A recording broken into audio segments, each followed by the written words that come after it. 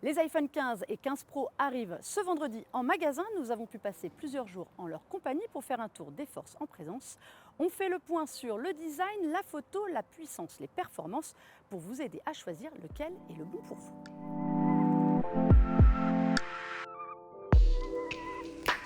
On a deux familles, les iPhone 15 et 15 Plus d'un côté, les 15 Pro et 15 Pro Max de l'autre. Et dans les deux cas, nous avons des diagonales d'écran OLED de 6,1 et 6,7 pouces. Mais derrière chaque famille, il y a des philosophies différentes. Les iPhone 15 Pro sont désormais avec un châssis en titane. Et bien ça a pour but d'avoir un appareil plus léger et aussi plus robuste. C'est aussi un appareil qui a des bordures beaucoup plus fines que ses prédécesseurs. On a alors un iPhone plus fin en main que par exemple l'iPhone 14 Pro. Un châssis en titane pour les iPhone 15 Pro, un châssis en aluminium pour les iPhone 15 et surtout un nouveau dos mat coloré. C'est la force aussi de l'iPhone 15, ces couleurs sont beaucoup plus fun. Si vous voulez plutôt des couleurs sérieuses, tournez-vous vers l'iPhone 15 Pro. Il existe en titane, bleu, noir, blanc ou naturel, beaucoup plus foncé. Sur tous les iPhones, on trouve sur l'écran du Ceramic Shield. C'est un revêtement en verre qui est renforcé, permet d'éviter les rayures et les chocs. Mais il y a aussi quelques différences. Eh bien, tout d'abord, sur les iPhone 15 Pro, vous avez le ProMotion, cette technologie de rafraîchissement de l'image en 120 Hz qui n'existe pas en revanche sur les iPhone 15. Le déroulé sera donc plus fluide sur la navigation sur les iPhone 15 Pro. Mais en revanche, cette année, la petite nouveauté, elle est pour les iPhone 15 et 15 Plus. Ils héritent eux aussi de Dynamic Island.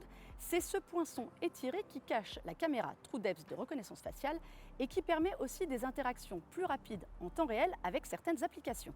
La grande nouveauté cette année pour les iPhone 15 et 15 Pro, eh bien, elle se situe au niveau du port USB-C qui fait enfin son apparition à la place du port Lightning. C'est une petite révolution chez Apple, ça va permettre de se recharger normalement un petit peu plus vite. Mais attention, ce n'est pas la même recharge sur les deux appareils.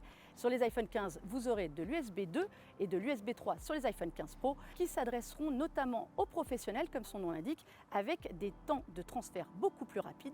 Et s'il y a bien une chose qui peut faire la différence en faveur des iPhone 15 Pro, eh bien c'est le nouveau bouton Action.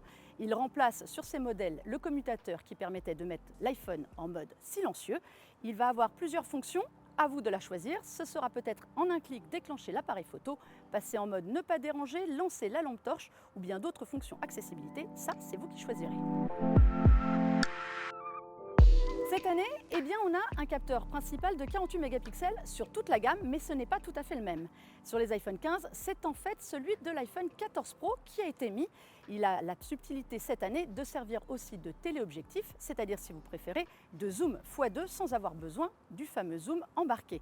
Les capteurs, en revanche, de l'iPhone 15 Pro, eh bien, eux, sont bien au nombre de 3. On trouve le capteur principal de 48 mégapixels, mais bien plus performant que celui de l'iPhone 15. Un véritable téléobjectif, un véritable zoom x3, mais il sera x5 en mode périscopique sur l'iPhone 15 Pro Max. Le 15 Pro Max qui devient donc encore plus polyvalent en photo que tout le reste de la gamme. La différence cette année pour l'iPhone 15, que ce soit sur les 15 ou les 15 Pro, c'est les performances en mode nuit. La photo est bien plus efficace dès que la lumière diminue. Ça, c'est une grande différence, mais elle est notable, notamment sur la gamme Pro, qui s'enrichit pour cela aussi sur le mode portrait, en selfie ou en vidéo.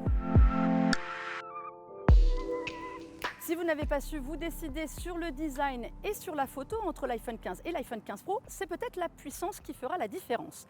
Il faut savoir que l'iPhone 15 et l'iPhone 15 Plus reprennent en fait la puce de l'iPhone 14 Pro de l'an dernier, la puce A16 Bionic. C'est déjà amplement suffisant pour faire tourner l'iPhone pour toutes vos tâches, que ce soit la productivité, du jeu mobile, de la photo, de la vidéo. Mais ce sera encore meilleur sur l'iPhone 15 Pro. Et oui, il hérite de la puce A17 Pro. Et comme son nom l'indique, elle va multiplier les performances, notamment sur la photo en très haute résolution, sur la vidéo 4K et sur le jeu vidéo. Le jeu vidéo, c'est le nouveau temps fort d'Apple qui promet que des jeux comme Resident Evil Village ou le prochain Assassin's Creed Mirage pourront tourner sans trembler en version console sur votre iPhone. Avec des puces plus puissantes, on pouvait s'attendre cette année à une autonomie en forte hausse. La puce A17 Pro n'apporte finalement pas grand-chose de plus à l'iPhone 15 Pro. Après quelques jours passés en sa compagnie, on arrive à des autonomies similaires, c'est-à-dire environ un jour et demi, voire un petit peu plus selon votre usage. Et bien en revanche, c'est au niveau de la charge rapide que la différence se fait.